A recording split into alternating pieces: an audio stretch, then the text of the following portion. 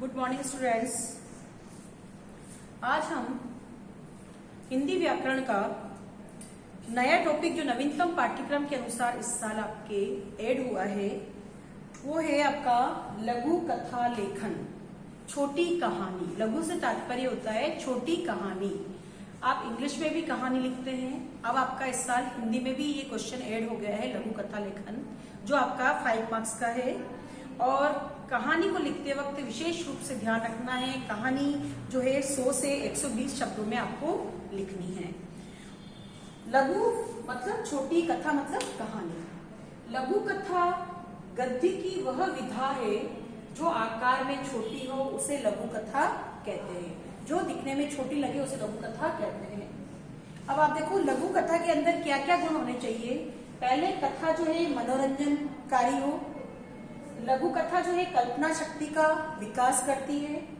लघु कथा जो है तनाव से मुक्ति दिलाती है और सोई हुई अवस्था को शांत करके हमें जगाती है। जागरूकता व सजगता का संदेश इस कहानी से मिलता हो, जिसमें आदर्श चरित्र का निर्माण होता हो और जो प्राचीन सभ्यता से रूबरू करवाए।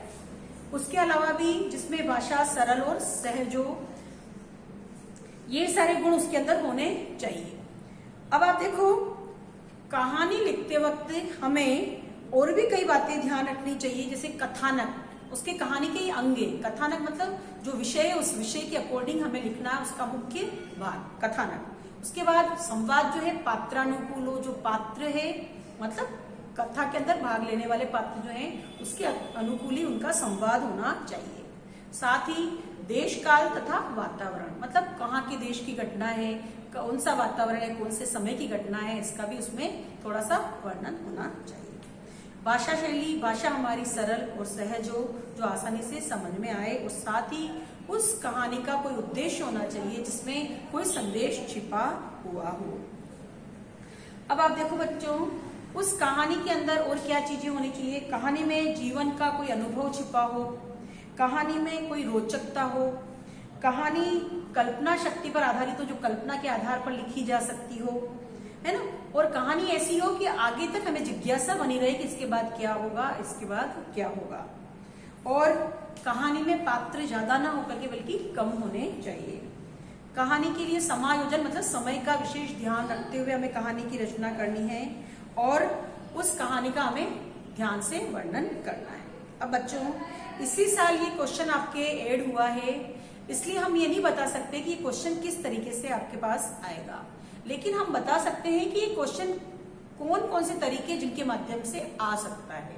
जैसे आपको रिक्त स्थानों की पूर्ति, है ना, बीच में कोई 2-3 लाइनें देख करके फिल इन द ब्लैंक करके आपको दे दी जाए, उस कहानी को आप अपने आप पूरा करेंगे। जो 2-3 लाइनें हैं उसको पढ़ेंगे और पढ़ करके आगे की कहानी आप स्वयं बनाएंगे।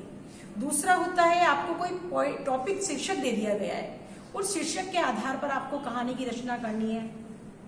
लालच का फल, अब आपको जो कहानी बनानी है वो लालच से संबंधित कहानी आपको बनानी है। बुद्धिमान खरगोश, तो बुद्धिमान खरगोश के बारे में आपको बताना है।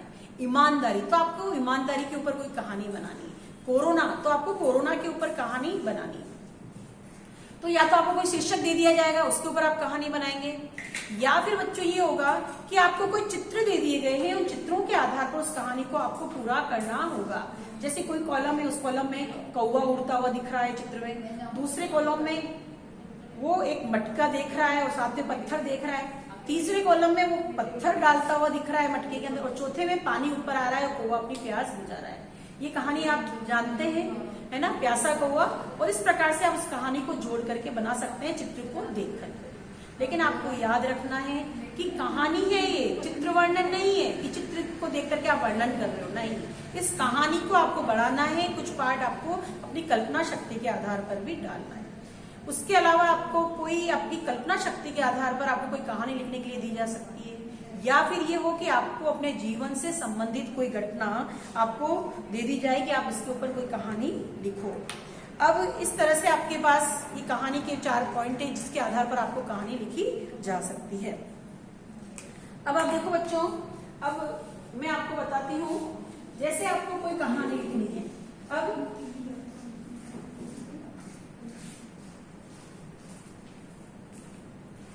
रमेश का जाना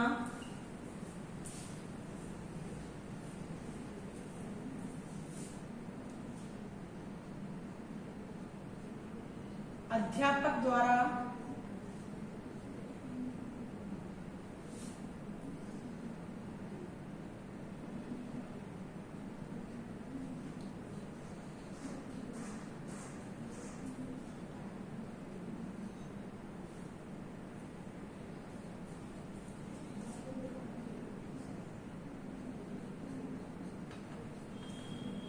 अब बच्चों ये आपकी कहानी के लिए जैसे आपको ऐसे पॉइंट दे दिए गए कि रमेश का जाना अध्यापक द्वारा अध्यापक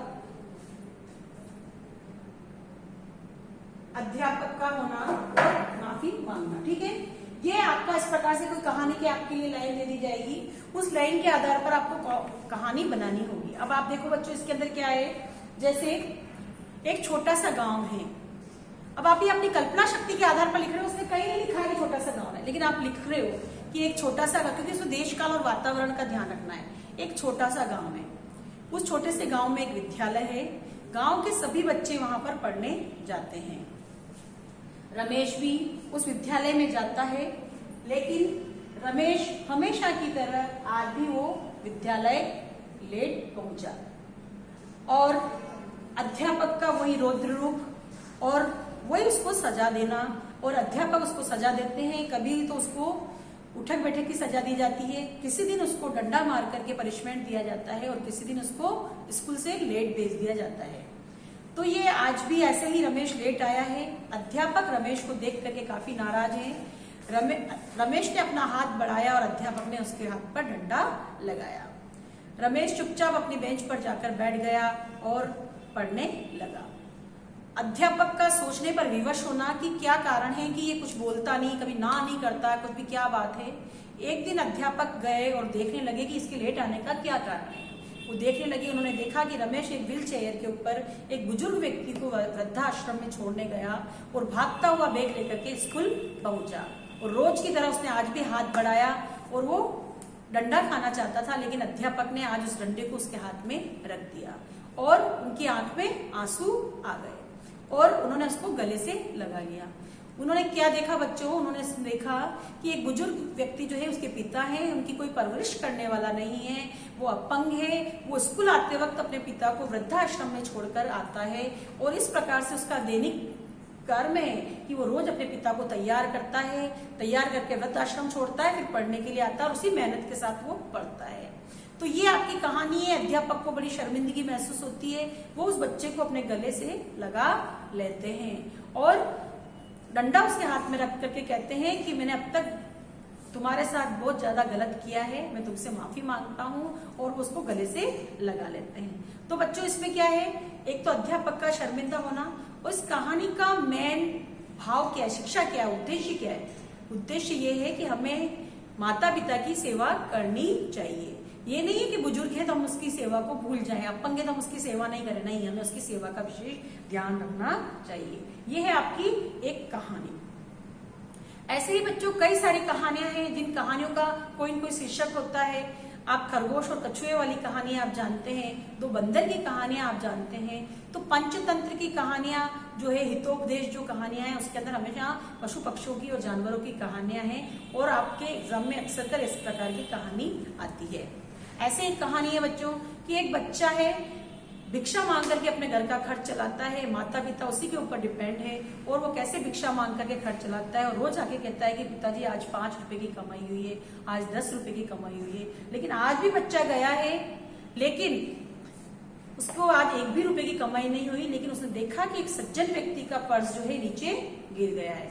तो तुरंत उन्होंने उस पर्स को उठाया और सोचा कि घर लेके चलूं, लेकिन तभी उसको ख्याल आता है कि मैं किसी के पर्स को नहीं चुरा सकता, और उसने तुरंत सज्जन को आवाज दिया और वो पर्स उनको पकड़ा दिया।